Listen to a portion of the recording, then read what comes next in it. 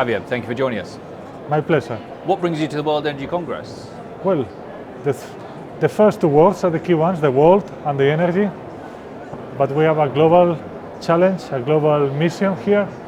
And at least if I'm quantitative here, is 2/3 of the global emissions are coming from the energy production, from power generation. So definitely this should be a place where we should find all of us taking responsibility and taking action. So what is your mission and how are you helping this transition? Well, if I become a bit theoretical but quick, our mission is built on 3 pillars. One is to decarbonize the infrastructure, the first pillar.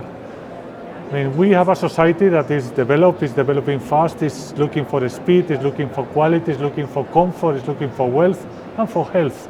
So we need to keep the structure that we have working and decarbonize it. We cannot just scrap it all and build a new one.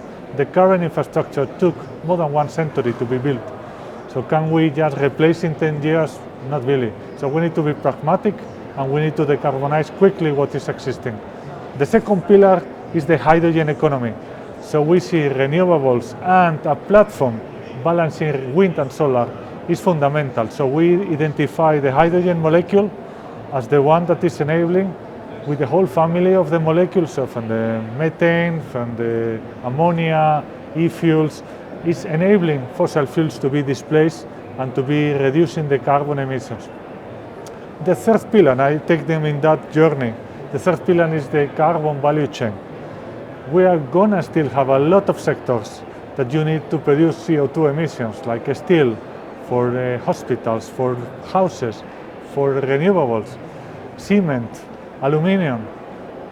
You still need to produce CO2 and you need to do something with the excess of CO2 you are dumping into the atmosphere. So you need to find a value chain, what to do with that CO2. We cannot just simply store it for the next generation. So 3 ones, decarbonize the existing infrastructure, hydrogen economy, carbon value chain, and that's what we come here and well, we see a lot of partners in crime here and allies and people we need to bring onwards and forward. That conversation certainly evolved over the last few years. What are you seeing as being the most exciting potential for all of this?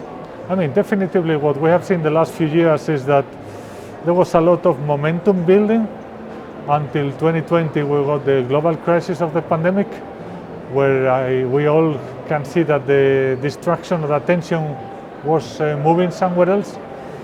So we came back, there was a war, an invasion happening in Europe, again distraction. So I have to say the last year plus, the industry, the society is figuring out that, well, we need to catch up, we need to recover what the time that has been lost in the last few years, and we need to accelerate. But we need to accelerate, we need to take real action, but with pragmatism. We cannot just talk and give big and nice statements and focus on the blah, blah, blah. We need to focus on the action. And well, I have to say, we, Mitsubishi, we are more than 160 years of history of engineering, of technology. And that's what we look. We want to take our role in leading, contributing, but we cannot do this alone. That's the exciting part, that we can see the kids, we can see the regulation bodies, we can see the leaders really taking ownership and taking accountability in a way. So this year's theme is redesigning energy for people and planet. What does that mean to you and how does Mitsubishi get involved in that? And definitely it's all about the people. It's all about the contribution. It's all about how to make progress. I mean, and I come from a country where I say it a lot there that progressing is to leave behind something that is better than what you received when you came. So progress is to get better and better and better. And we are in a downward trend.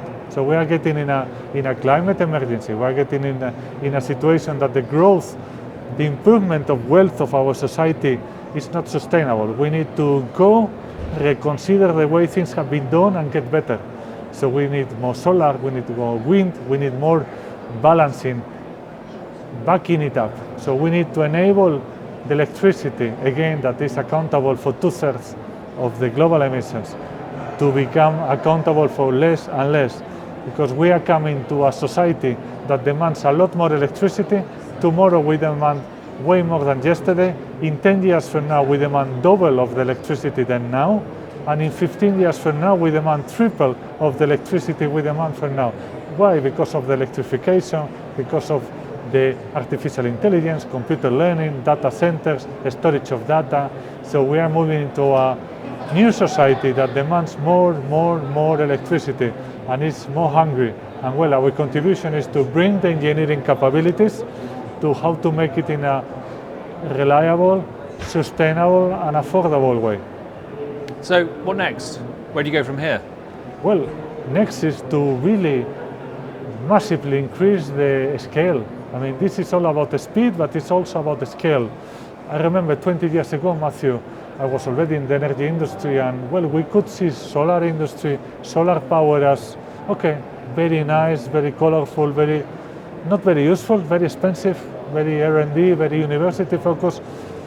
Maybe 5 years later, the price went down massively, thanks to scale, thanks to mass production. So demand multiplied. Now today is the cheapest way to produce an electron is with solar power, even though it's not the most efficient, it's not the most sophisticated technology. That is in the journey we are now. We're in the journey to put in the actions where the mouth is, and saying all the actions that we are envisioning and talking about, materializing, scaling up, bringing demand, making the demand happen, bringing the finance, so connecting the dots. That's why being in Rotterdam, being in the Netherlands today, in the World Energy Congress is fundamental, that we can hear, we can listen, and we can talk, we can explain, we can communicate, and we can make sure that we connect all the different initiatives to materialize this change. We need this action quickly, but again, at a scale.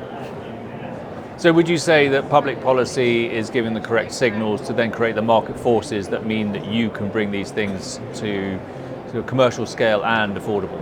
Definitely the signals are there, but again, we are in a society that is looking for speed. We are all in a hurry, we are all running. I mean, if the current state of the art of technologies took decades and decades and decades, we cannot expect that in months and months we're going to fix everything. So we need to give the signals and have patience and look at projects coming to completion, FIDs, operational projects start to scale up. So pragmatism, realism, and well, get an engineer in every discussion. That's very fundamental. Excellent. Well, Javier, thank you very much for your insight. Thank you so much, Matthew. All the very best.